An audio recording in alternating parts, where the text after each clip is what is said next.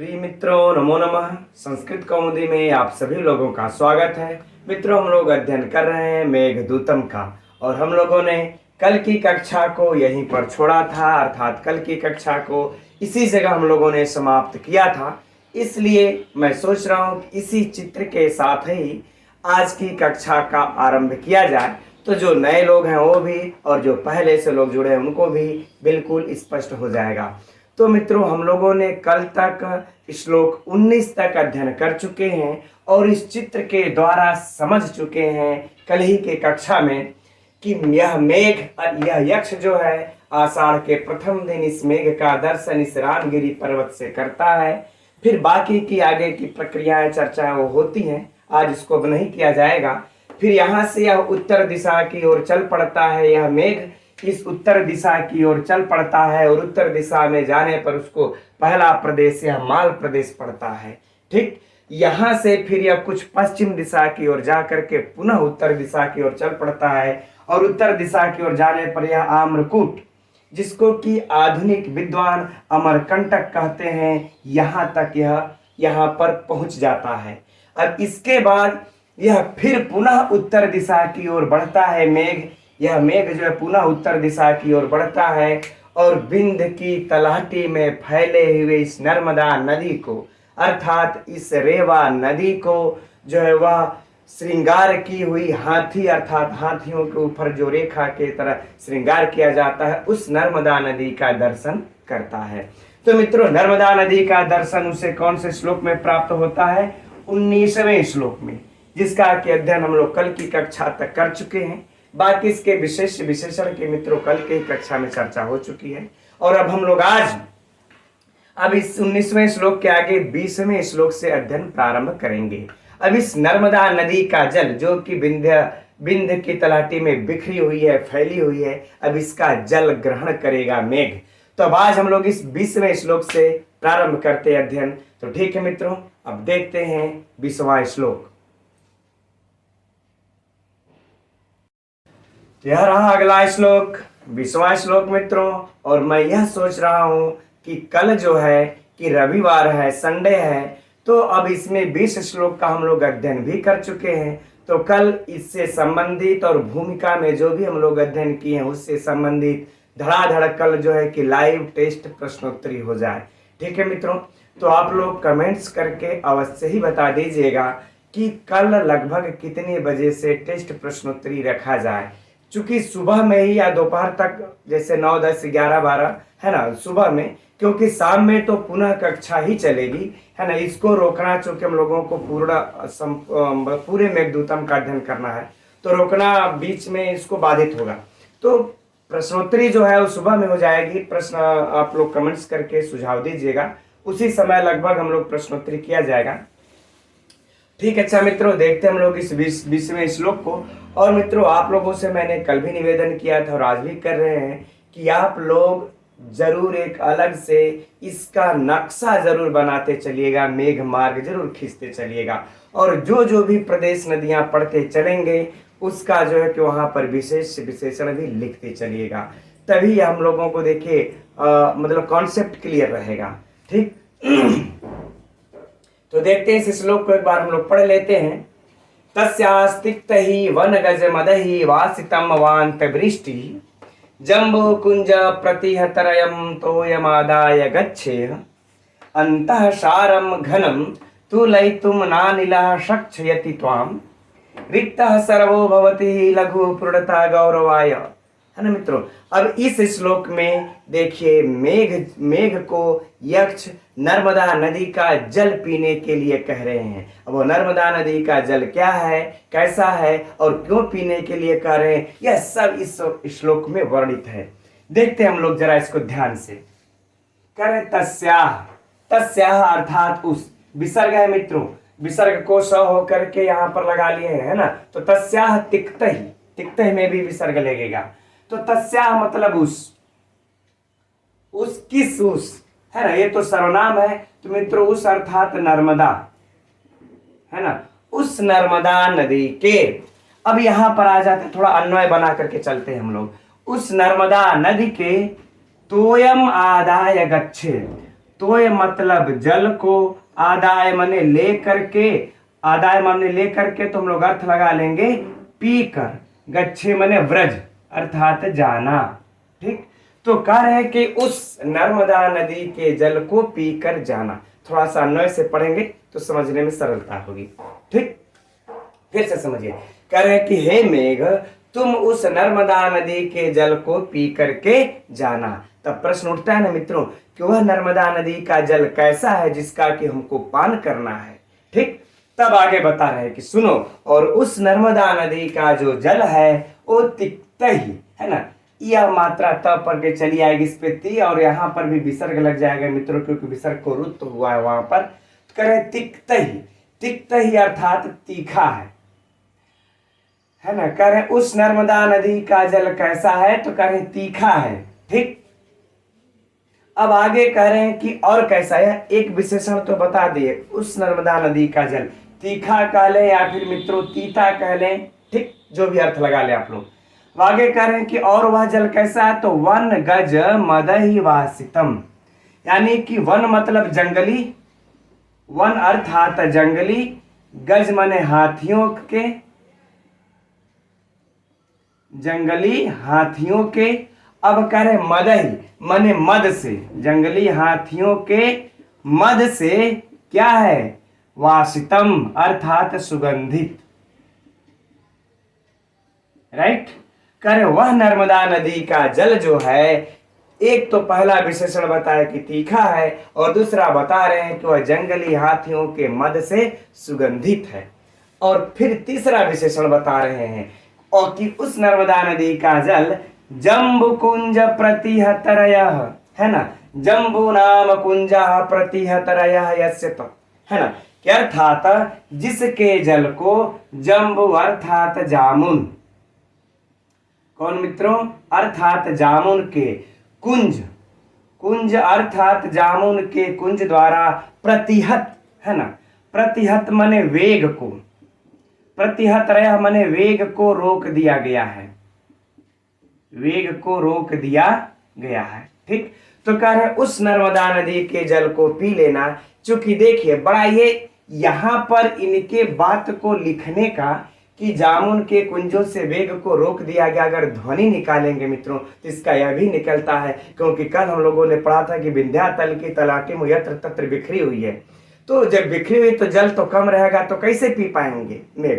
तो कह रहे हैं कि इसीलिए देखिए यहाँ पर कालिदास कितने लिख रहे हैं, सूक्ष्मता का दर्शन कर रहे हैं, है ना, रचना कर रहे हैं कि वह जामुन के कुंज अर्थात मित्रों जो इस प्रकार से जो नदियां जो बहती हैं, ठीक है ना, इस प्रकार से नदी जो बह रही है, और यहाँ पर जो इस प्रकार के वृक्ष का पेड़ है, तो यह जामुन का पेड़ है, और यह जामुन का पेड़ यहाँ पर कुंज के समान लटका हुआ है ना।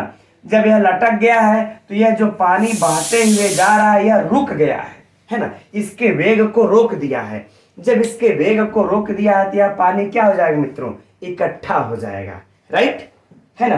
तो उसी बात को यहाँ पर कह रहे हैं कि उस नर्मदा नदी के जल को पी करके जाना जिसके वेग को जामुन के कुंजों के द्वारा रोक दिया गया है। आगे बातें समझ में मित्रों, फिर से इसके इतने अर्थ को देखिए कि हे मेघ तुम उस नर्मदा नदी के जल को पी करके जाना जिसका जल तीखा है या जंगली हाथियों के मद से सुगंधित है, और जिसके जल के वेग को जामुन के कुंजों के द्वारा रोक दिया गया है। ठीक, लेकिन अब प्रश्न उठता है मित्रों, इस जल को तुम कब पीना। तब यहां पर कहते हैं यह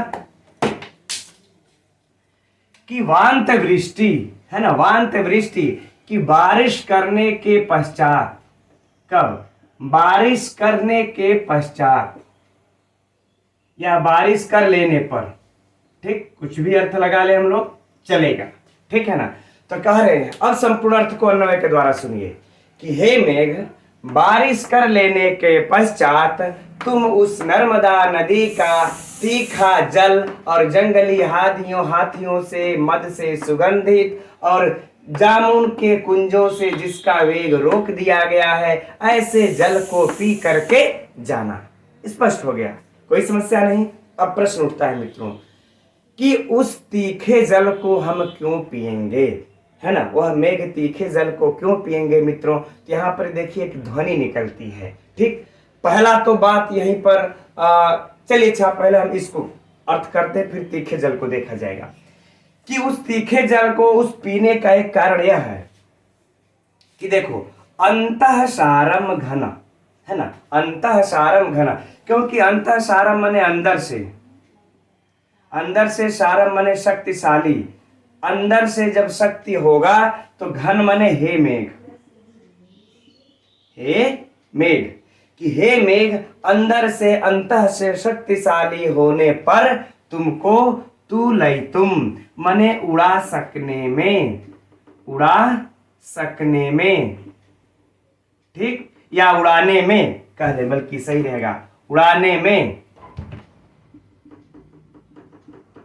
उड़ाने में, ठीक, करे न अनिलह, न मने नहीं, अनिल मने हवा, और सक्षयति मने समर्थ, ठीक, और त्वाम मने तुमको, है ना। तो करे हे मेघ तुमको जल इसलिए अब नर्मदा नदी का पी लेना चाहिए क्योंकि सुनो, अगर अंदर से शक्तिशाली रहोगे, हे मेघ यदि तुम अंदर से शक्तिशाली रहोगे तो तुमको यह हवा उड़ा सकने में समर्थ नहीं होगा। आगे बातें समझ में ना, फिर से समझिए कि हे मेघ अगर तुम अंदर से जल पी लोगे तो भारी हो जाओगे, शक्तिशाली हो जाओगे, तो फिर उड़ा सकने में समर्थ नहीं हो सकेगा यह हवा तुमको, तुम जिधर चाहोगे उधर चलोगे तब। अब बातें देखिए, नीचे कह रहे हैं कि क्यों नहीं उड़ा पाएगा तुमको। प्रश्न अब यहां भी खड़ा होता है कि यह मेघ जब तुमको क्यों नहीं उड़ा पाएगा, तो देखिए तो कह रहे हैं कि रिक्ता सर्वो भवति ही, रिक्ता माने क्या, रीते, है ना, और सर्व माने सभी, तो कह रहे हैं जो सभी रीते होते हैं वह भवति माने होते हैं, भवति अर्थात होते हैं, ही माने निश्चय ही, निश्चय ही, लघु माने हल्के, ठीक, तो कह रहे हैं कि देखिए जो सभी रीते होते हैं वो निश्चय ही हल्के होते हैं, अर्थात जो रिक्त माने खाली, खाली भी कर सकते हैं मित्रों हम लोग यहाँ पर अर्थ, रिक्त अर्थात खाली होना, जो खाली होते हैं वो सभी क्या होते हैं, हल्के होते हैं। और पूर्णता गौरवाय, पूर्णता माने भरा पूरा होना, है ना, भरा पूरा होना, गौरवाय माने गौरव अर्थात वृद्धि की बात है, भरा पूरा होना क्या होता है, गौरव अर्थात वृद्धि,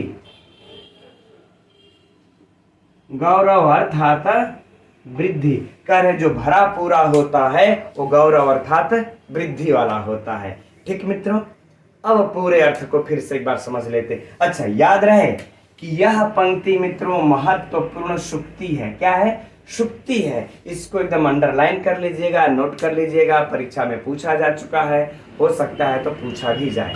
ठीक, पुनः अब संपूर्ण अर्थ को मित्रों देख लेते हम लोग। यक्ष कह रहा है मेघ से कि हे मेघ बारिश करने के पश्चात तुम उस नर्मदा नदी के तीखा और जंगली हाथियों के मद से सुगंधित जामुन कुंजों के वेग से रोके गए उस जल को पी करके आगे बढ़ना। अभी हम लोगों ने मित्रों चित्र में देखा था, है ना। अब उस नर्मदा नदी को जल को पी करके मेघ आगे बढ़ेगा। क्यों उस जल को तुम क्यों पीना, क्योंकि सुनो जब जल पी लोगे और अंदर से तुम शक्तिशाली हो जाओगे तो हे मेघ तुमको यह हवा उड़ा सकने में समर्थ नहीं होगी।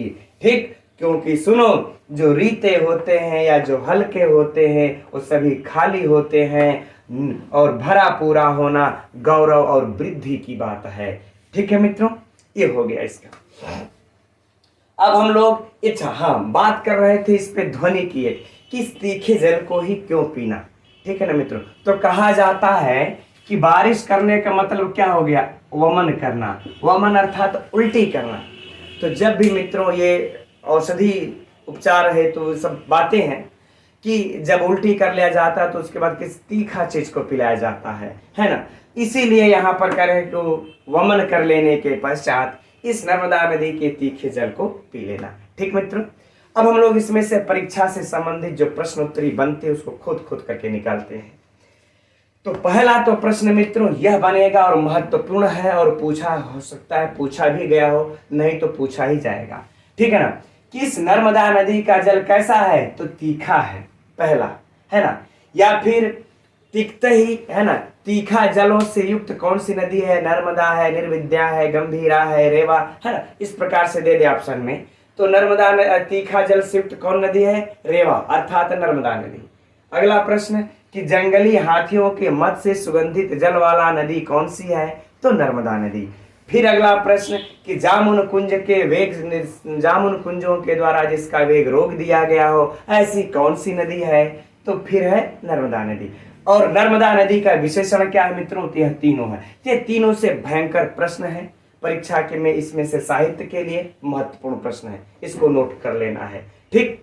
या फिर अब ऐसे प्रश्न पूछ दे कि आम्रकूट पर्वत के बाद मेघ किस नदी का जल ग्रहण करता है?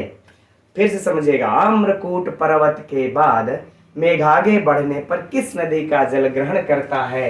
तो मित्रों नर्मदा नदी का जल ग्रहण करता है। आगे देखिए, अब इन दो पंक्तियों में इसमें से तो लगभग यही प्रश्न बनेगा।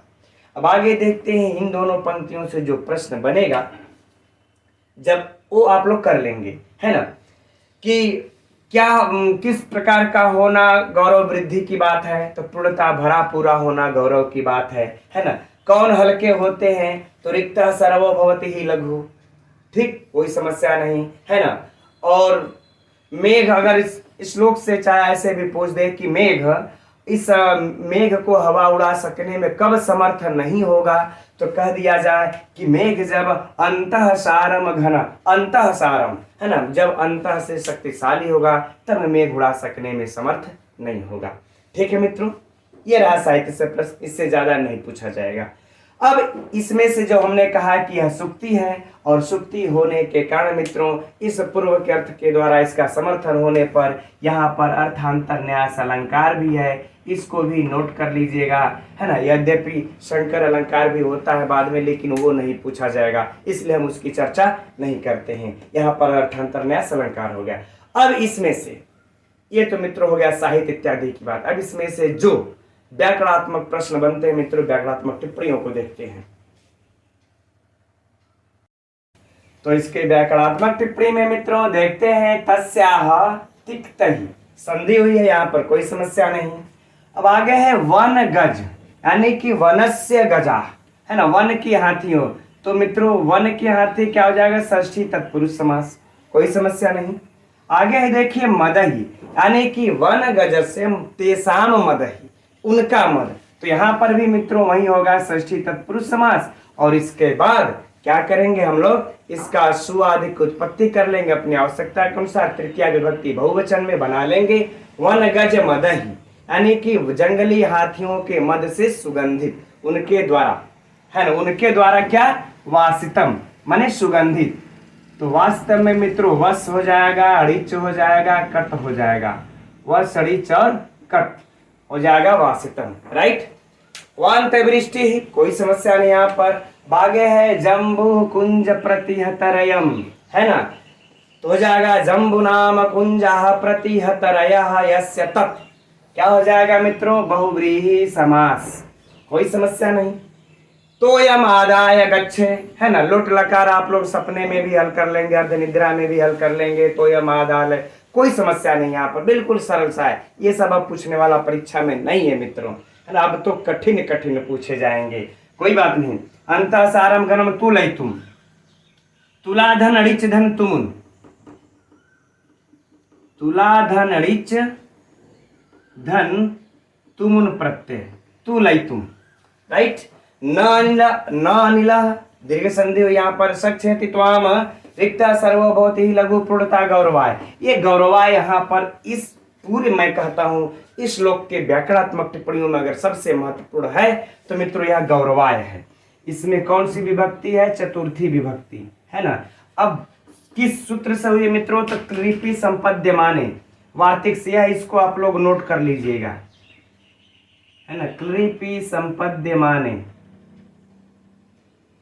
ठीक, इस वार्तिक के द्वारा, ठीक है ना, किस वार्तिक के द्वारा यहाँ पर चतुर्थी विभक्ति हुई है, ये महत्वपूर्ण है। अगर परीक्षा में पूछ दे यह पंक्ति रख करके, चूंकि सुक्ति तो पूछ ही चुका है, हो सकता है इस बार इस पंक्ति से रख करके पूछ दे गौरवाय में चतुर्थी विभक्ति किस सूत्र से। ये तो नहीं पूछेगा किसमें कौन सी विभक्ति है, क्योंकि ये तो एकदम सरल सा हो जाएगा, है ना। हम लोगों को कठिन पकड़ना है, ठीक। तो यह पूछ दे कि कौन सा इसमें किस सूत्र से या वार्तिक से चतुर्थी विभक्ति हुई है, तो क्लिपि संपद्यमाने से हुई है। तो मित्रों हम समझते हैं ये वाला महत्वपूर्ण है आप लोगों के लिए, ठीक। और बाकी इसमें से कोई महत्वपूर्ण विशेष नहीं है, ये सब सरल है, सब हल कर लेंगे आप लोग, ठीक है मित्रों। हम समझते हैं श्लोक अब पूरा हो गया व्याकरणात्मक टिप्पणी की दृष्टि से भी। अब हम लोग आगे बढ़ते हैं, तब आगे बढ़ते हैं मित्रों, और हम लोग देखते हैं इस 21वें श्लोक को। एक बार इसको पढ़ लेते हैं। नीपम दृष्ट्वा हरित कपिशम केसरैर्घरूढै आविर्भूता प्रथम मुकुला कंदलीश्चानुकच्छम। है ना मित्रों, इस प्रकार से गाते हैं, गा लीजिएगा आप लोग, ठीक। पढ़ लेते आगे। जग्धवारण्येषु अधिक शुरभिम गंधम माघ्राय चोर्व्याः सारंगास्ते जललव मुचः सूचयिष्यन्ति मार्गम। फटाफट पढ़ लेते हैं, है ना। इस श्लोक में मित्रों मेघ के मार्ग को सारंग सूचना देंगे, ऐसा इसमें वर्णन किया जा रहा है। अर्थात सारंगों द्वारा मेघ के मार्ग की सूचना का वर्णन है इस श्लोक में। देखते हैं हम लोग इसके अर्थ को। करे नीपम, नीपम अर्थात कदम्ब, अर्थात कदम्ब। कदम्ब को दृष्टवा माने देखकर, कदम्ब को देखकर। अब प्रश्न उठेगा कि कैसे कदम्ब को देखकर। तब देखिए यहां पर लिख रहे हैं कि हरित कपिसम। हरित मतलब अर्थात मित्रों हरे, और फिर कपिसम अर्थात पीले, है ना। हरे और पीले, हरे और पीले। फिर आगे कह रहे हैं कि केसरही अर्घरूढै। केसरही माने केसरों से, है ना। और केसरों अर्घरूढै मतलब अर्थात मित्रों आधे, अर्ध पके हुए, ठीक, अर्ध पके हुए, है ना। अर्धरूढै अर्थात अर्ध पके हुए केसरों, अर्ध पके हुए केसरों से हरे और पीले कदम्ब को देख करके। यह कौन देख रहा है मित्रों? यह याद रख लीजिएगा दिमाग में, मेघ नहीं देख रहा है, यह सारंग देख रहे हैं। आगे स्पष्ट हो जाएगा आप लोगों को, ठीक है। तो फिर से इसके अर्थ को देख लेते हैं कि आधे पके हुए, अर्ध पके हुए केसरों से युक्त हरे और पीले कदम्ब को देख करके। जब मित्रों कदम्ब का जब आधा ही पका होगा तो उसमें का जो केसर पुष्प जब होंगे तो कुछ हरे होंगे कुछ पीले होंगे, इसीलिए कह रहे हैं कुछ हरे पीले कदम्ब को देखकर। आगे कह रहे हैं कि आविर्भूत, ये विसर्ग होगा मित्रों। रूढ़ पर हम लोग र को निकाल देंगे, यहां से रुत तो हो गया है विसर्ग को, तो यहां पर यह चला जाएगा, फिर यहां पर क्या बचेगा? आविर्भूत। तो आविर्भूत मतलब उत्पन्न हुआ या फिर कह ले निकली हुई, ठीक, निकली हुई। क्या निकली हुई? कब? तो कह रहे प्रथमम माने प्रथम बार, या फिर कह ले पहली बार निकली हुई। क्या निकली हुई? मुकुलाह माने कलियां, ठीक, मुकुलाह माने कलियों को, ठीक, किसकी कलियों को, है ना भाई, जो प्रथम बार निकल रही है कलियां, वो किसकी निकल रही है कलियां? करे कंदली, है ना, यानी कंदली की, ठीक। तो कंदली की कलियों को जो भी प्रथम बार निकली हैं, और वह कंदली है कहा मित्रों? अनुकच्छम, है ना, कंदली चानुकच्छम। अनुकच्छम अर्थात दलदल, अर्थात दलदल। तो कह रहे हैं कि दलदल में पहली बार निकली हुई कंदली की कलियों को, अब आगे है देखिए मित्रों, जगधवा मने खाकर, ठीक। तो स्पष्ट हो गया ना। दो यहां पर क्रिया बता रहे हैं, है ना। इन अभी तक हम लोगों ने दो क्रियाओं को पढ़ा। पहली क्रिया क्या थी कि अर्ध पके हुए केसरों से युक्त हरे पीले कदम्बों को देखकर। दूसरी बात कहते हैं कि दलदल में पहली बार निकली हुई कंदली की कलियों को खाकर। ठीक, देख कर और यह खाकर। अब आगे कहते हैं कि अरण्येषु, अरण्येषु मतलब मित्रों जंगलों में, है ना, जंगलों में, जंगल में, कहले जंगल में, ठीक। और अधिक सुरभिम माने जंगल में अधिक का मतलब क्या हो जाएगा, अत्यधिक, अत्यधिक सुगंधित, सुरभि अर्थात सुगंधित। तो कह रहे हैं कि अत्यधिक सुगंधित, है ना, गंधम माने गंध को, अत्यंत सुगंधित गंध को, यह मित्रों गंध का यह क्या हो जाएगा, विशेषण, ठीक। गंध कैसा करें, अत्यंत गंध तो बुरा भी हो सकता है, दुर्गंध भी हो सकता है, सुगंध भी हो सकता है ना। तो ये गंध है, लेकिन कह रहे अत्यधिक सुगंधित है, यह तो विशेषण हो गया। तो अत्यधिक सुगंधित गंध को आघ्राय अर्थात सूंघ कर, अर्थात मित्रों सूंघ करके, च उर्व्याम, उर्व्याम मतलब पृथ्वी, भूमि, है ना, पृथ्वी की। अब देखिए अन्वय, अब आगे कह रहे हैं कि जंगल में पृथ्वी की अत्यधिक सुगंधित गंध को सूंघ करके। प्रश्न देखिए इस तरह समझिए फिर से इसको, कि जंगल में भाई अत्यधिक सुगंध है, तो प्रश्न उठता है कि जंगल में अत्यधिक सुगंध किसका है, तो इस पृथ्वी का है। तो जंगल में अधिक सुगंधित इस पृथ्वी के गंध को, अत्यधिक सुगंधित पृथ्वी के गंध को सूंघ कर। तो ये तीसरी क्रिया हो गई मित्रों, यह कौन सी क्रिया हो गई, तीसरी, ठीक। एक क्रिया यहां था देखकर, दूसरी क्रिया यहां थी खाकर, और तीसरी क्रिया यहां हो रही मित्रों सूंघ कर।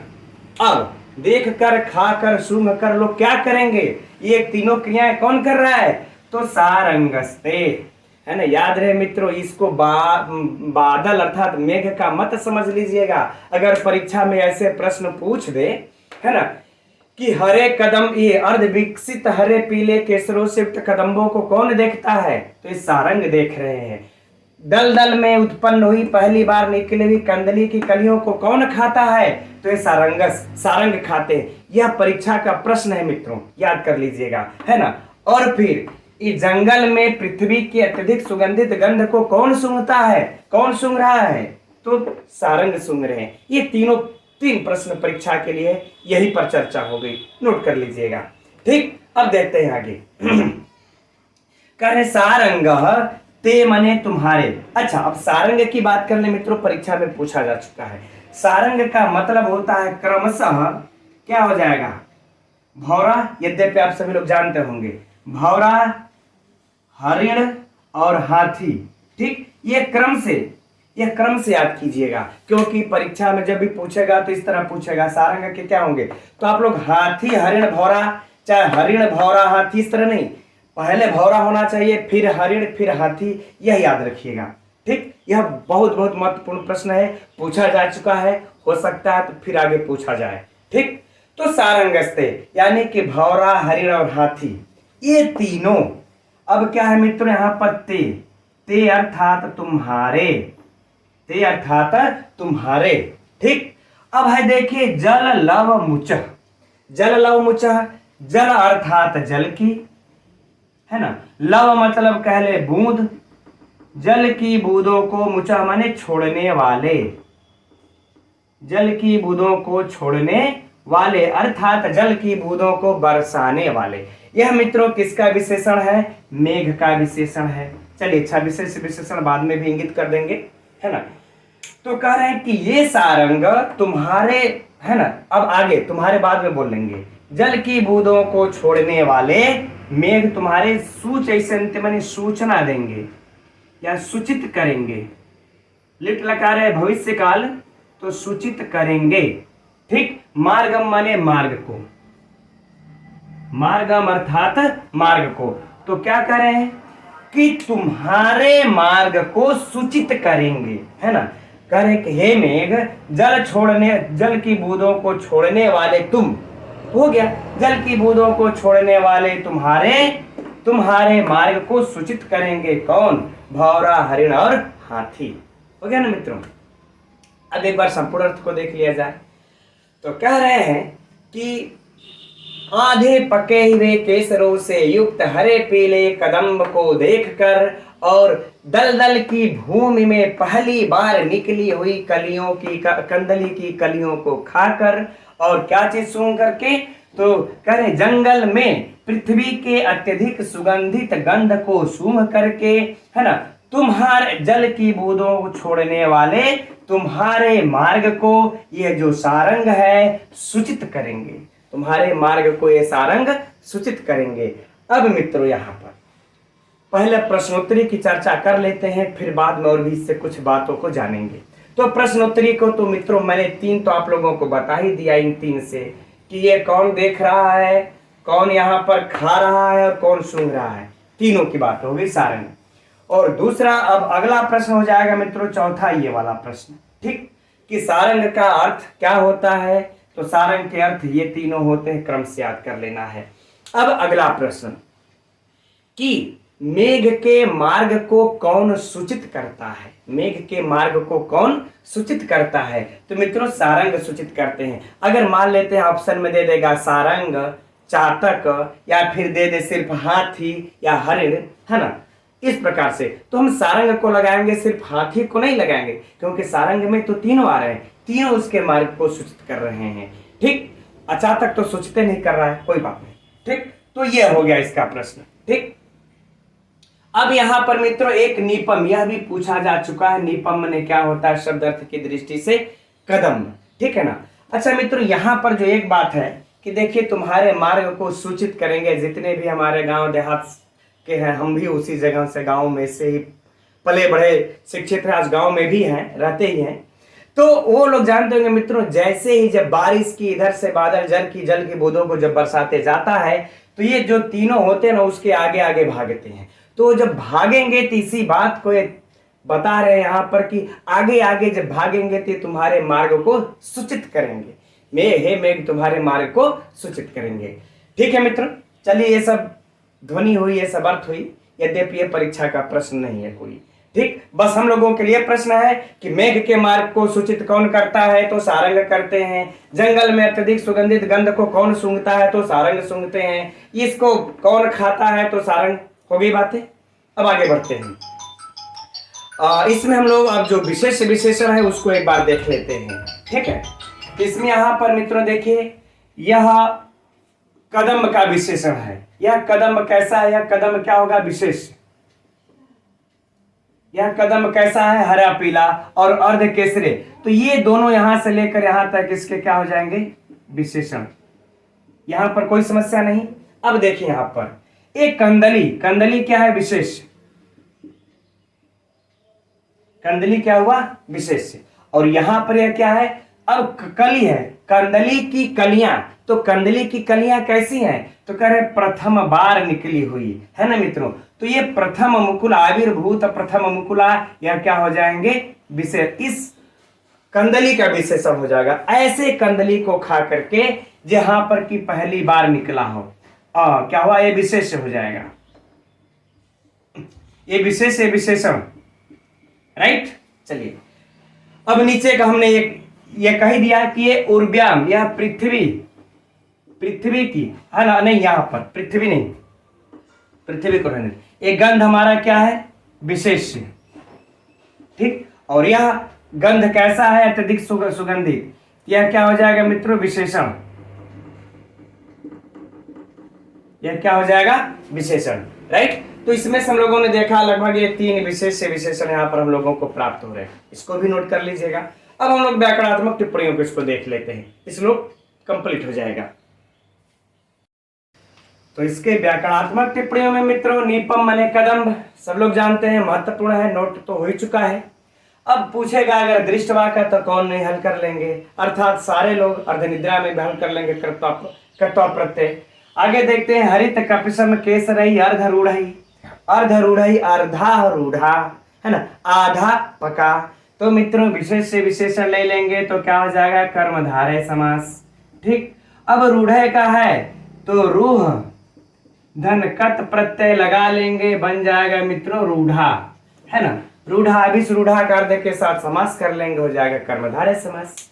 ठीक, चल अब आगे देखा जाए आगे है आविर्भूत प्रथम मुकुला, है ना, पहली बार निकली। तो हम लोगों ने जैसा चर्चा किया भी कि कंदली का यह विशेषण है। अगर ना समझ में आए मित्रों, कंफ्यूज हो तो जो अगर ये लेकिन ये याद आ जाए कि यह तो कंदली का विशेषण है तो तुरंत मार दीजिए बहुव्रीहि समास प्रायः यही होता है। हो गया। अब आगे है देखिए, वह परीक्षा की दृष्टि से अनुकच्छम, बेहद बेहद बेहद महत्वपूर्ण प्रश्न है ना। अनुकच्छम में कौन सा समास है? तो मित्रों यह अव्ययी भाव समास है। कौन सा समास है? अव्ययी भाव समास है इस अनुकच्छम में। यह मिलेगा तो आप लोग प्रश्न पूछा जाएगा तो हल कर लेंगे। एक प्रश्न ये बना यहां से। दूसरा प्रश्न है कि किस सूत्र से अव्ययी भाव समास है? तो मित्रों अव्ययम अव्ययम विभक्ति समीप समृद्धि वाला सूत्र हम सभी लोगों को याद होगा। तो ये दोनों प्रश्न कि कौन सा समास है तो अव्ययी भाव समास है अनुकच्छम में, किस सूत्र से समास है तो अव्ययम विभक्ति समीप समृद्धि से है। दोनों महत्वपूर्ण परीक्षा के लिए है, नोट कर लीजिए। आगे देखिए है जगधवा।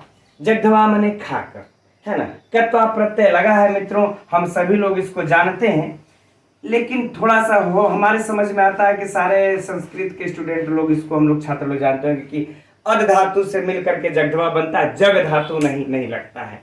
ठीक, कोई बात नहीं। लेकिन यहाँ पर एक अब पूछ दे, मान लेते हैं मित्रों अगर गहराई में जाए कि जगधवा में किस सूत्र से अध को यह जगधवा हो जाता है, तो लिख लीजिए जगधीर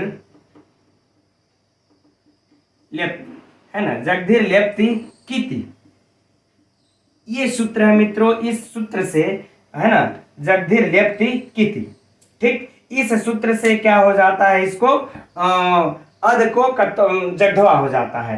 राइट, चलिए आगे बढ़ते हैं। अब हम लोग करें कि अधिक सुरभिम, अधिक सुरभिम अर्थात अत्यधिक सुगंधित, तो यहां मित्रों कौन सा हो जाएगा? कर्मधारय समास, विशेष विशेषण इसका।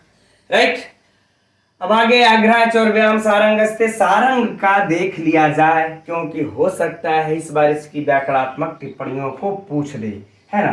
तो सारंग का मित्रों व्याकरणात्मक टिप्पणी क्या हो जाएगा? श्री, एकदम नोट कर लीजिए। हो सकता है तो यह इसकी व्याकरणात्मक टिप्पणी आप सभी लोगों के पुस्तक में दिया होगा। श्रीधन अंगच, है ना, श्रीधन अंगच धन अण, ठीक, अण प्रत्यय ही लगा है ना, हाँ अण प्रत्यय ही लगा है और बन जाएगा मित्रों हम लोगों का सारंग। क्या बन जाएगा? सारंग। राइट, तो इसको हम लोगों को नोट कर लेना है ना। अब आगे है जल लव मुच सूच संति मार्गम को हम समझते हैं, इधर तो लिट लकार है इधर और मार्गम द्वितीय, कोई समस्या नहीं होनी चाहिए इधर आप लोगों को। ठीक, तो परीक्षा के लिए इसमें से जो व्याकरणात्मक टिप्पणियों महत्वपूर्ण है मित्रों, एक ये है और एक ये है और एक ये महत्वपूर्ण है।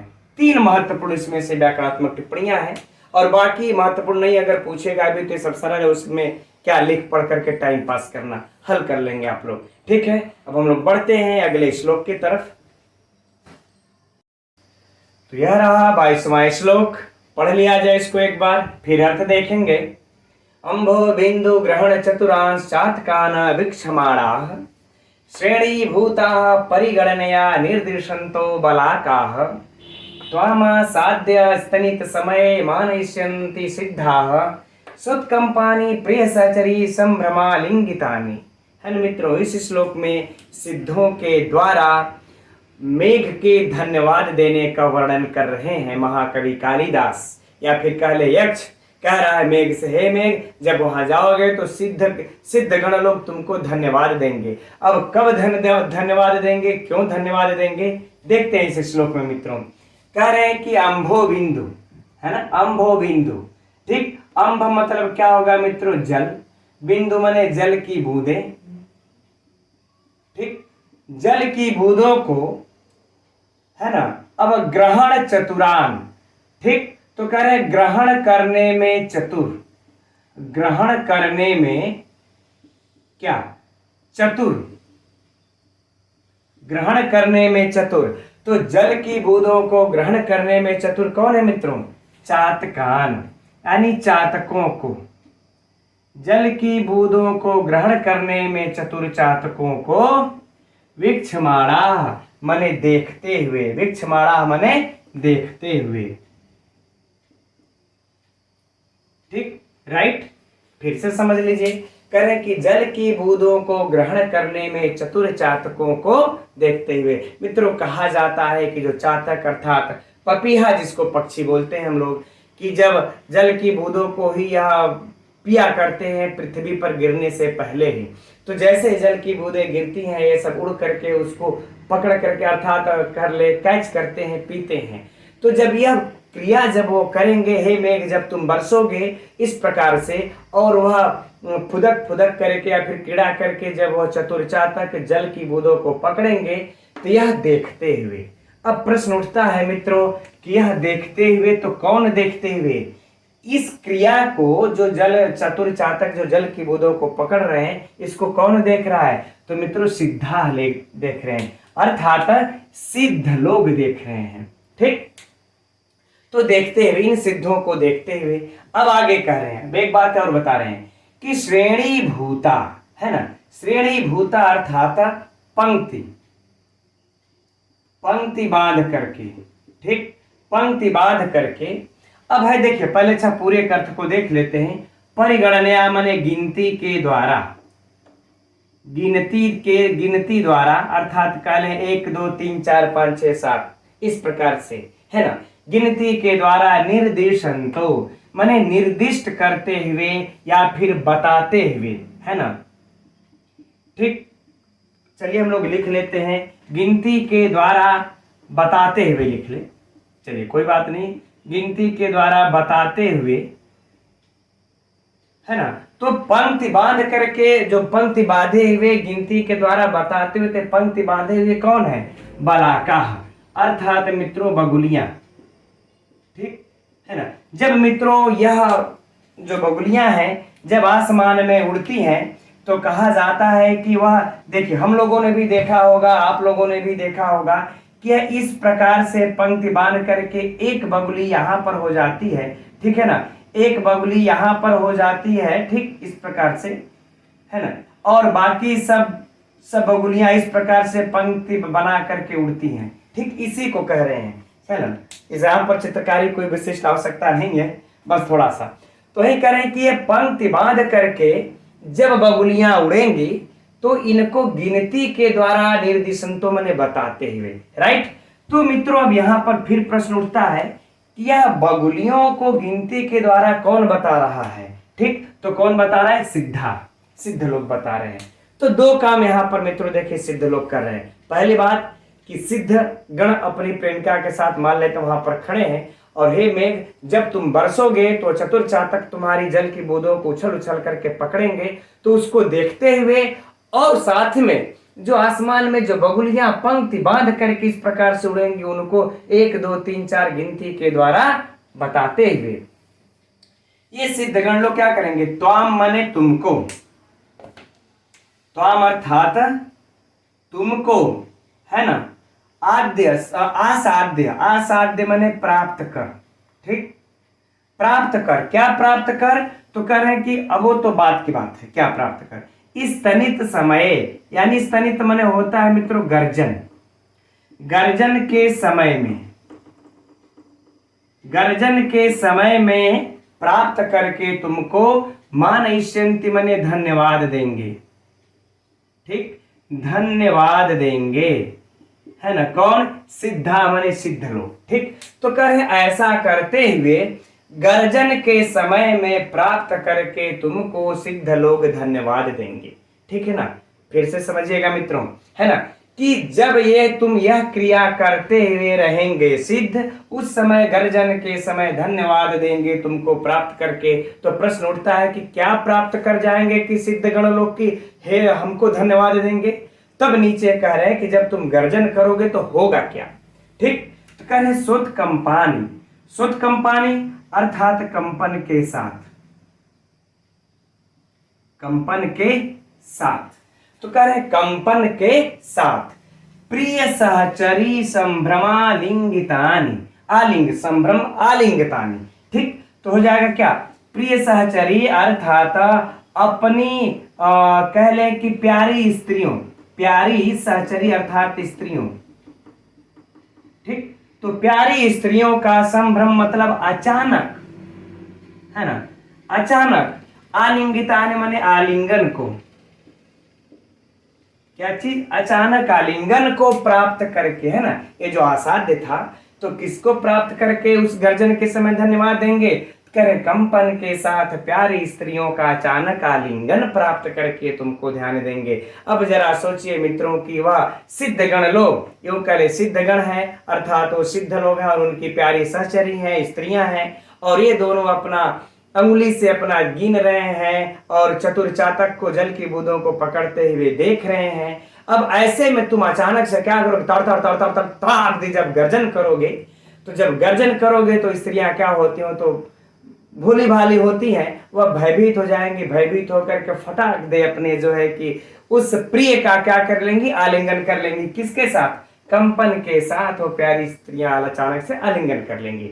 जब वो आलिंगन कर लेंगी तब है ना धन्यवाद देंगे। कौन धन्यवाद देंगे, सिद्धाग्र लोग। राइट मित्रों, तो हम समझते हैं अब ये अर्थ आप लोगों को क्लियर हो गया हो, एकदम स्पष्ट। वैसे आप सभी लोग जानते हैं, लेकिन परीक्षा का समय है तो एक बार पढ़ना, रिवीजन करना बनता है ना। तो चलिए एक बार 10 सेकंड में हम बोल देते हैं संपूर्ण अर्थों को कि जल की बूंदों को ग्रहण करने में चतुर चातकों को देखते हुए और गिनती के द्वारा इन बगुलियों को पंक्ति बांध कर जाते समय इशारे से बताते हुए तुमको गर्जन के समय अपनी प्यारी स्त्रियों का कंपन के साथ अचानक आलिंगन प्राप्त करके सिद्ध गण लोग तुमको धन्यवाद देंगे। राइट मित्रों, अब परीक्षा के प्रश्न की तरफ चलते हैं। इसमें पहला परीक्षा का प्रश्न क्या, यही जो मैंने कहा कि अंभो बिंदु ग्रहण चतुरान चातकान वीक्षमाणः कः, तो सिद्धा, यह कह मित्रों सिद्धा, यह पहला प्रश्न है ना। दूसरा प्रश्न, श्रेणी भूता परिगणनया निर्दिशंतो बलाका कह, कौन बता रहा है, कौन इशारा कर रहा है, तो सिद्ध गण लोग कर रहे हैं। कौन कर रहे हैं, सिद्ध गण लोग कर रहे हैं। इसको भी नोट कर लीजिएगा, ये हो जाएगा हम लोगों का दूसरा प्रश्न। ठीक, अब चलते हैं इस पंक्ति में कि सिद्ध गण लोग, प्रश्न को समझिएगा कि सिद्ध गण लोग मेघ को क्यों धन्यवाद देंगे, सिद्ध गण लोग मेघ को क्यों धन्यवाद देंगे, क्यों देंगे, क्योंकि प्रिय सहचरी संभ्रमालिंगतानि आसाध्य, क्योंकि वह प्रिय अचानक स्त्रियों का लिंगन प्राप्त करेंगे। हो गया तीसरा प्रश्न। अगले प्रश्न की तरफ चलते हैं। ठीक, कि स्त्रियां सिद्धगढ़ की स्त्रियां उनको गले क्यों लगती हैं, सिद्धगढ़ की स्त्रियां उनके गले क्यों लगती हैं, तो क्यों लगती हैं मित्रों, क्योंकि गर्जन के समय क्या करते हैं, भयभीत होकर के, गर्जन के समय भयभीत होकर के। राइट, है ना। तो अब समझते हैं कि इसमें और कोई वैसा विशिष्ट प्रश्न अब नहीं बनता जो साहित्य से पूछा जाए, है ना। ठीक यही है, याद रहे मित्रों। अच्छा, अब इसमें विशेषण विशेष की भी चर्चा कर लेते हैं। तो देखिए यह सिद्धा है, यह देखिए विशेष है, यह क्या है, विशेष। अब इसकी विशेषण सिद्धगण क्या है, यह देखिए विशेषण, देखते हुए कौन देख रहा है, तो सिद्धगण। विशेषण निर्दिशन, तो यह भी क्या है मित्रों, इसका विशेषण। राइट, और आगे अब गर्जन के समय,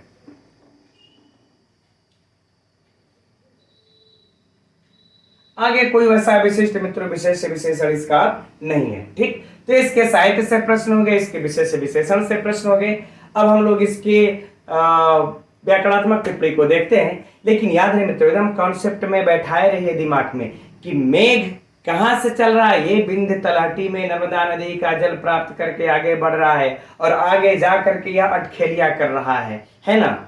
ये सारी वर्णन चल रही है। फिर इसके बाद अभी हम लोग देखेंगे कि वह कहां पहुंच रहा है। तो एकदम दिमाग में बैठाते हुए चलिए इसको। तो इसके व्याकरणात्मक टिप्पणी में मित्रों अंभो बिंदु यानी कि जल की बूंदें, है ना। तो ऐसे ही स्पष्ट हो जा रहा है कि षष्ठी तत्पुरुष है। अब तस्य ग्रहणम, उसको ग्रहण करने में, किसको, जल की बूंद को ग्रहण करना। तो मित्रों यहां भी क्या हो जाएगा, षष्ठी तत्पुरुष। अब तस्मिन चतुराः, कि जल की बूंदों को ग्रहण करने में चतुर।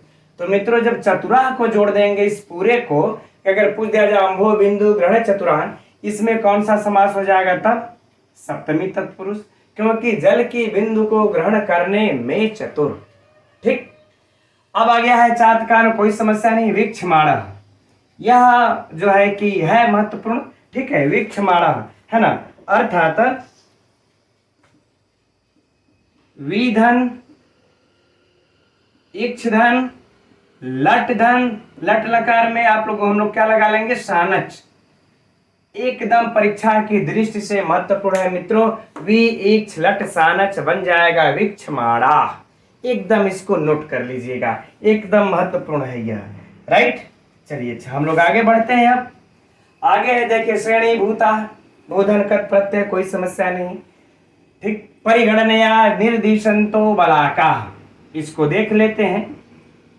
निर्धन दिश, निर्धन दिश, उसके बाद क्या लगा लिया जाए, लट, लट के बाद क्षत्रि, क्या हो जाएगा, निर्दिशंता, निर्दिशंता। ठीक, निर्दिश लट क्षत्रि, यह भी परीक्षा की दृष्टि से महत्वपूर्ण, एक यह भी और एक यह भी है ना। अब आगे देखते हैं। त्वामासाद्य, त्वामासाद्य दीर्घ संधि स्तनित, ये स्तनित वाला मित्रों आप लोगों को याद होगा, गर्जन जो शब्द होता है पूछ चुका है और यह उत्तर रामचरितम में भी आया हुआ है। ठीक, इस पर विशिष्ट ध्यान है, शब्द अर्थ पर याद रहे। मानिष्यन्ति सिद्धा, कोई समस्या नहीं। सुतकंपानी, हाँ यह महत्वपूर्ण है मित्रों, सुतकंपानी है ना, अर्थात उत्कंपेन सह बहुव्रीहि समास, उत्कंपेन सह मानानीति बहुव्रीहि समास। तो इसमें मित्रों अगर पूछ दे परीक्षा में कौन सा समास है तो बहुव्रीहि समास है। अब अगर मान लेते हैं बहुत गहराई से जाएगा तो पूछ देगा इसमें किस सूत्र से बहुव्रीहि समास है, तो मित्रों उसको नोट कर लीजिए है ना, कि इसमें जो है कि तेन सहेति, तेन सहेति, इस सूत्र से इसमें बहुव्रीहि समास है, इसको एकदम नोट कर लीजिएगा। हो सकता है गहराई से जाकर के पूछ देगा तब। राइट, अब आगे है देखिए प्रिय, प्रिय सहचरी, प्रिय सहचरी में क्या हो जाएगा मित्रों, कर्मधारय समास। सहचरी है तो कैसी है, प्रिय विशेष विशेषण, तो कर लेंगे हम लोग बहुव्रीहि समास। अब उसके बाद क्या हो जाएगा कि संभ्रमेण आलिंगितानि, है ना, तो संभ्रमेण आलिंगितानि आगे हो जाएगा सुप्सुपा समास। उसके बाद षष्ठी तत्पुरुष समास छोड़ देते हैं, नहीं पूछेगा, इतना लंबा जाएगा तो क्या पूछेगा ये। ठीक, लेकिन परीक्षा की दृष्टि से एक तो ये महत्वपूर्ण, एक ये महत्वपूर्ण और एक ये महत्वपूर्ण, ये तीनों महत्वपूर्ण है, बाकी तो कोई वैसा विशिष्ट नहीं है। हाँ, एक ये वाला है, चार, जो कि आप लोगों को परीक्षा में 100% इसमें से पूछा जा सकता है। ठीक मित्रों, ये हो गया। अब हम लोग आगे बढ़ते हैं अगले श्लोक की तरफ और आज की कक्षा का अंतिम श्लोक की तरफ। तो अध्ययन करते हैं अब हम लोग इस 23वें श्लोक का, एक बार पढ़ लेते हैं इसको। उत्पश्यामि द्रुतमपि सखे मत प्रियार्थम यासो, कालक्षेपम कुकुभशुर्भौ पर्वते पर्वते ते, शुक्ला पांगई सजल नहीं नहीं स्वागति कृत्य के काह, प्रत्युदाता कथमपि भवान गंतुम आशु व्यवस्येत। है ना मित्रों, इस श्लोक में अब मेघ से यक्ष अनुरोध कर रहा है शीघ्र जाने का, कि हे मेघ तुमसे मेरा अनुरोध है कि तुमको पर्वत पर विलंब होगा, देर होगा, लेकिन तुम जरा शीघ्र ही जाना, है ना। अब वह विलंब क्यों होगा, क्या कारण है उसके पीछे, आइए अब हम लोग इस श्लोक में देखते हैं और परीक्षा की दृष्टि से अध्ययन करते हैं। तो यक्ष कह रहा है कि उत्पश्यामि, यहीं से प्रारंभ करते हैं। उत्पश्यामि मतलब उत्प्रेक्षा करता हूं या फिर संभावना करता हूं, है ना, उत्प्रेक्षा करता हूं या फिर संभावना करता हूं। यह कौन कह रहा है मित्रों, यह किसके लिए आया है, मेघ, यक्ष अपने लिए कर रहा है ना, कि मैं संभावना करता हूं, सखे मने हे सखी, हे सखा, हे सखा, सखा कौन है, इस यक्ष का सखा कौन है, मेघ, है ना। राइट, करे कि हे सखा मेघ, मैं ऐसा संभावना करता हूं कि द्रुतमपि मने शीघ्र, द्रुतमपि अर्थात शीघ्र ही, मत प्रियार्थम, मत प्रियार्थम अर्थात मेरे प्रिया के पास, मेरे प्रिया के पास, ठीक, अर्थात मेरे प्रिया के पास जाने का, है ना, यासो मतलब जाने का इच्छुक, जाने का इच्छुक, ठीक है ना। तो कह रहे हैं कि हे सखा, मैं ऐसी संभावना करता हूं कि शीघ्र ही मेरे प्रिया के पास जाने के इच्छुक तुम। अब आगे और क्या कर रहे हैं कि कालक्षेपम मने विलंब हो जाएगा, विलंब हो जाएगा। ठीक है ना मित्रों। तो यहां पर क्या संभावना किया यक्ष ने कि हे मेघ, मैं ऐसी संभावना करता हूं कि तुम तो शीघ्र ही मेरे प्रिया के पास जाने के इच्छुक तो हो, लेकिन तुमको कालक्षेपम विलंब ते, अर्थात तुमको, है ना, तुमको अर्थात मेघ को, कि हे मेघ तुमको विलंब हो ही जाएगा। ठीक, लेकिन अब रीजन भी बताएगा ना कि तुमको शीघ्र जाने के इच्छुक होते हुए भी तुमको विलंब हो रहा है, तो क्यों हो रहा है। देखिए कारण उसका प्रश्न कि कुकुब सुरभव, कुकुब अर्थात मित्रों कुटज कह लें या फिर अर्जुन कह लें। ठीक, यह दोनों प्रश्न महत्वपूर्ण है परीक्षा के लिए। कुकुब माने किसका अर्थ होता है, कुटज पुष्प, नीम पर नीम, कुटज वृक्ष, नीम वृक्ष या फिर अर्जुन वृक्ष, है ना, पीपल वृक्ष, नोट कर लीजिएगा। कुकुब माने अर्जुन वृक्ष, परीक्षा का प्रश्न। तो अर्जुन के जो सुरभव माने सुगंधित वृक्ष है ना, कुटज के जो सुगंधित पुष्प है, जो वृक्ष है, उसके कारण वो कहाँ मिलेंगे तुमको, पर्वते पर्वे, पर्वते अर्थात प्रत्येक पर्वत पर, प्रत्येक पर्वत पर। ठीक, इसलिए तुमको विलंब हो जाएगा, ऐसी मैं संभावना करता हूं। आगे बातें समझ में, पुनः अर्थ को देख लीजिए। कह रहे हैं कि हे सखा मेघ, मैं संभावना करता हूं, मैं उत्प्रेक्षा करता हूं कि शीघ्र ही मेरे प्रिया के पास जाने के इच्छुक तुमको विलंब हो ही जाएगा, क्योंकि प्रत्येक पर्वत पर तुमको सुगंधित कुटज के पुष्प वृक्ष या अर्जुन के पुष्प वृक्ष तुमको मिलेंगे, इसलिए तुमको देर हो ही जाएगा। लेकिन एक मेरा, हे मेघ, तुमसे मेरा एक अनुरोध है। अब आगे और भी बताते हैं, अनुरोध तो निचली पंक्ति में कहेंगे। आगे और कहते हैं कि शुक्लापांगई, शुक्लापांगई अर्थात, कह रहे शुक्लापांगई अर्थात मोर, शुक्लापांगई अर्थात मोर के, और सजल नयन। कैसे मोर के, तो कह रहे सजल नयन अर्थात सजल मतलब जलों के साथ नयन वाले, जलों के साथ नयन वाले। तो आंखों में जल मित्रों कब आते हैं, जब आंसू बनते हैं, है ना।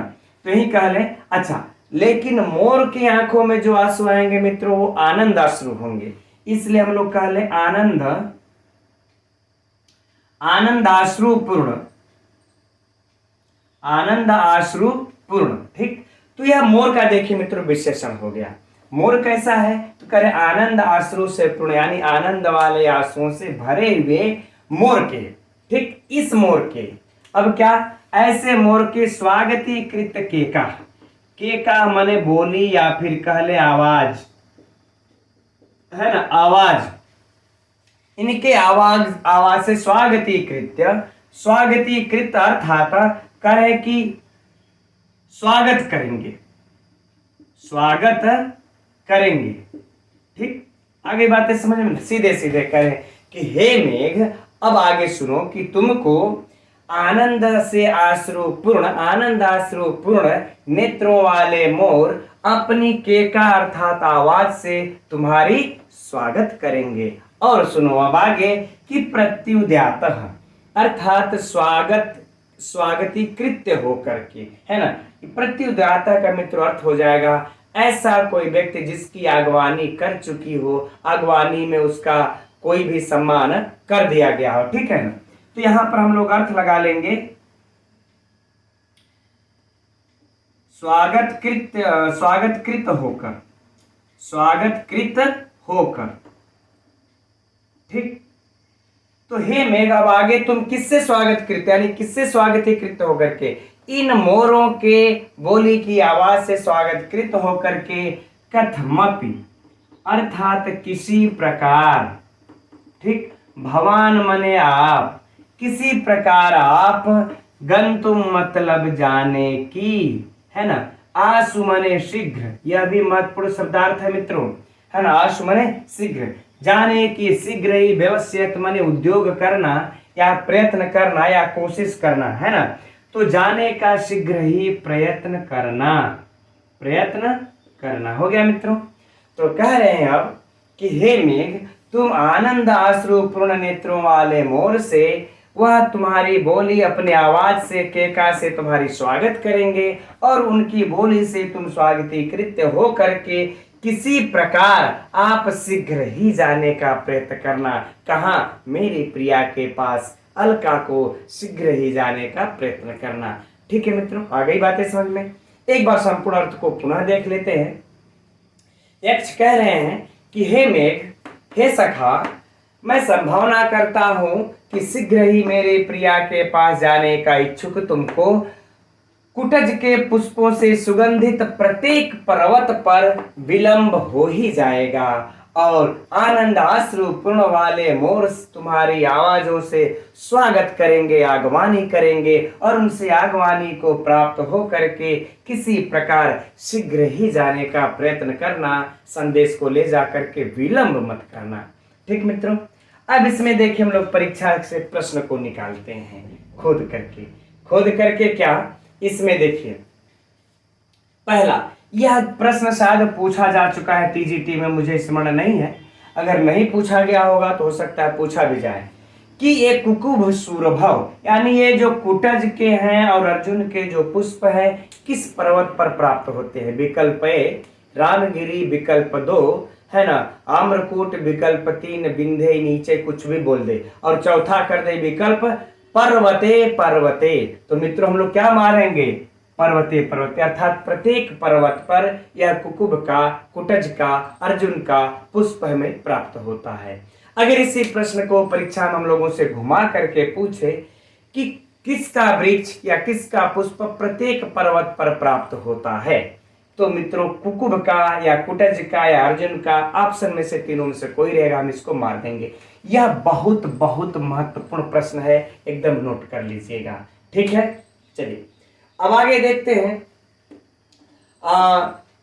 इस श्लोक में, इस पंक्ति को रख करके दे दे, इस श्लोक में यक्ष मेघ से क्या संभावना करता है? तो मित्रों यक्ष मेघ को शीघ्र मतलब विलंब होने की संभावना करता है। अगला प्रश्न सुनिए, मेघ को विलंब होने की क्यों संभावना करता है? अगला प्रश्न फिर से सुनिएगा, यक्ष मेघ से विलंब की संभावना क्यों करता है? तो क्योंकि उसको प्रत्येक पर्वत पर सुगंधित कुटज के पुष्प मिलेंगे, इसलिए संभावना करता है कि विलंब हो जाएगी।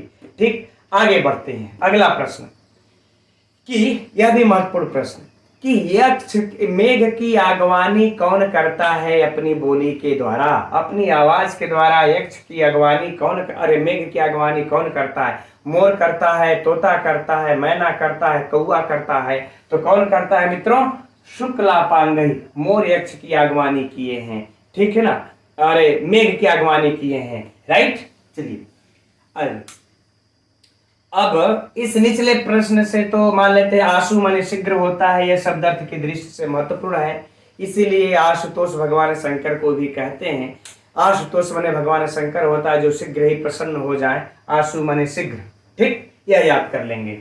राइट, तो हम समझते हैं कि ये हम लोगों को साहित्य से इतने प्रश्न इसमें से जो महत्वपूर्ण है कंप्लीट हो गए। अब इसमें देखिए विशेष विशेषण यदि पूछे तो पर्वते पर्वते, यह क्या है मित्रों? विशेष है। यह क्या है? विशेष है। इसका विशेषण क्या है? वह पर्वते पर्वते कौन है? कुकुभ सूरभव, है ना मित्रों, यह क्या हो गया? विशेषण। ठीक, तो अगर परीक्षा में पूछ दे कि पर्वते पर्वते का विशेषण कौन है, तो कुकुभ सूरभव, या कुकुभ सूरभव किसका विशेषण है? तो पर्वते पर्वते का विशेषण है। राइट, चलिए अब अगला प्रश्न है हाँ कि ये आनंदाश्रु शुक्लापांगई का विशेषण कौन है ना? शुक्लापांगई यह क्या है मित्रों? विशेष्य। पूछ दे कि इसका विशेषण कौन है, तो सजल नहीं, इसका विशेषण है मित्रों। यह क्या है? इसका विशेषण। मोर कैसे है? तो आनंदपुर वाले, नेत्रों वाले। ठीक, अब आगे भगवान गंतुमासु। ठीक, कोई बात नहीं, इधर कोई विशेष विशेषण हमको दृष्टिगत वैसा नहीं हो रहा है। अच्छा, अब इसमें से एक प्रश्न जैसे इस प्रकार भी बन सकता है साहित्य से कि मेघ, यत मेघ किसके द्वारा स्वागती कृत्य होकर के आगे शीघ्र जाने का प्रयास करता है? तो यह मोर के ही आवाज के द्वारा शीघ्र होकर के। ठीक मित्रों, अच्छा यहीं पर हम आप लोगों से एक बात पिछले श्लोक में कहना भूल गया आप लोगों से, 22वें श्लोक में जो हम लोगों ने भी पढ़ा, ठीक है, उसको आप लोग यह लगा लीजिएगा कि मल्लीनाथ ने इस 22वें श्लोक को प्रक्षिप्त माना है। जो हम लोग अभी अंभो बिंदु वाला जो पढ़े थे श्लोक, है ना, अंभो बिंदु चतुरांश चातकान, है ना, उसको इस श्लोक को मल्लीनाथ ने प्रक्षिप्त माना है। मान लेते हैं अगर परीक्षा में बहुत गहराई तक अगर गए, इस प्रकार से उठा दे, वो 3 श्लोक दे दे सामान्य साधारण, जिसको सभी विद्वानों ने माना है, और चौथा श्लोक को जो 22वां श्लोक उठा करके रख दे कि इसमें से निम्नांकित में से कौन सा श्लोक मल्लीनाथ ने प्रक्षिप्त माना है मित्रों, तो अच्छे अच्छे लोग धाराशायी हो जाएंगे। इसलिए उस 22वें श्लोक को जो भी हम लोगों ने पढ़ा उसको एकदम नोट कर लीजिएगा कि इसको आचार्य मल्लीनाथ ने प्रक्षिप्त माना है। ठीक, अब देखते हैं हम लोग मित्रों इसके व्याकरणात्मक टिप्पणी को। तो व्याकरणात्मक टिप्पणी मित्रों देख लेते हैं, जो एक दो महत्वपूर्ण है इसमें। देखिए उत्पस्यामी, तो या तो सारे लोग हल कर लेंगे, पूछेगा ही नहीं है, वो कह ले तो पश्यामी पश्यावा कौन नहीं जानता, वो उपसर्ग लगा लेंगे, राइट।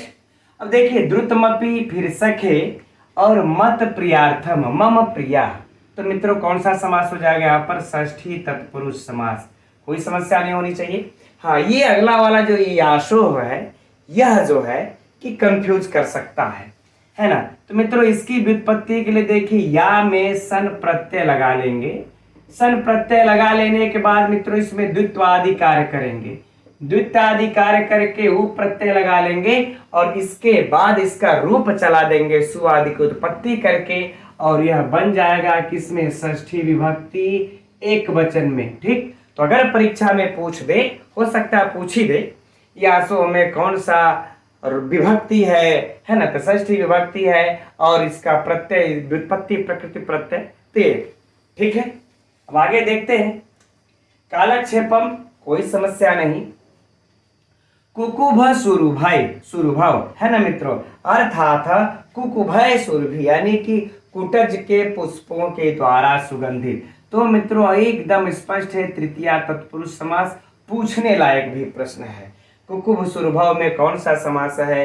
तो लोग मार देंगे फटाक दे, द्वंद्व समास, द्वंद्व समास है ना। तो याद कर लीजिएगा, इसमें तृतीया तत्पुरुष समास है, नो डाउट इसमें। ठीक है ना। कुकुभय सुरभि तृतीया तत्पुरुष। पर्वते पर्वते ते, तो सप्तमी विभक्ति, कौन सी विभक्ति हुई मित्रों इसमें? सप्तमी विभक्ति है ना, एक वचन, कोई समस्या नहीं। ते, अब ये सब तो विभक्तियों का मित्रों तो हल हो ही जाएगा, हम समझते हैं आप लोगों के द्वारा। शुक्लापांग ही है ना, शुक्लापांग ही अर्थात कर शुक्लवपांगव ऐसामते, शुक्लवपांगव ऐसामते अर्थात मित्रों बहुव्रीहि समास। अगर हम बोल देते मित्रों विग्रह लिखना चूंकि ज्यादा और विलंब हो जाएगा, वैसे हम लोग एक श्लोक को कंप्लीट करने में 15 से 20 मिनट लग जाते हैं, है ना, तो विग्रह लिखने में और ज्यादा टाइम टेकिंग जाएगा, इसलिए बस हम बोलते हैं। अगर आप लोग अगर नोट करना चाहें तो उसको नोट कर सकते हैं, है ना। शुक्लव अपांगव ऐसामते बहुव्रीहि समास। अब सजल नयन ही है ना, तो मित्र हो जाएगा सजलानी नयनानी, ना सजलानी नयनानी ऐसामते, सजलानी नयनानी ऐसामते, यह भी मित्रों बहुव्रीहि समास, कोई समस्या नहीं। स्वागती कृत्य, ठीक। अब यहाँ पर देखिए मित्रों स्वागत कर लेंगे, स्वागत धन च्वी प्रत्यय लगा लेंगे, इत्व कर लेंगे, दीर्घ कर लेंगे, है ना। क्या हो जाएगा फिर? इत्व और उसके बाद दीर्घ, ठीक, इत्व दीर्घ। अब इसके बाद इसमें क्या कर लेंगे? कृत्य है तो क्री धातु से हम लोग क्या कर लेंगे? कत्वा और लेप लगा लेंगे, या तो आप सभी लोग जानते हैं। फिर कृत्वा, कृत्य बन जाएगा कत्वा लेप लग करके, ठीक। तो क्या हो जाएगा मित्रों? स्वागती कृत्य, कोई समस्या नहीं। चलिए, के काह मैंने बोली, कोई समस्या नहीं। प्रत्युद्यात, ठीक, इसका भी देख लेते हैं। प्रति उपसर्ग पहले लगाइए, फिर उसके बाद उद उपसर्ग लगा लेते हैं हम लोग। उसके बाद देखिए या धातु को लेकर के और कत प्रत्यय लगा लेंगे मित्रों, फिर सु आदि की उत्पत्ति कर लेंगे और बन जाएगा प्रत्युद्यातः। राइट, तो हो सकता है व्याकरणात्मक टिप्पणी एक बार देख लिया जाए, इसको माइंड में रखे रहें, काजर पूछ ही दे, उससे पूछेगा तो बचेगा नहीं आप लोगों से। कथमपि भवान, कोई समस्या नहीं, गंतुम आसु व्यवस्येत, व्यवस्येत, हाँ इस धातु का, इसका जो है व्युत्पत्ति देख लेते हैं मित्रों, है ना। वी उपसर्ग यहाँ पर भी हम लोग लगा लेते हैं और फिर अ उपसर्ग भी लगा लेते हैं, ठीक है ना।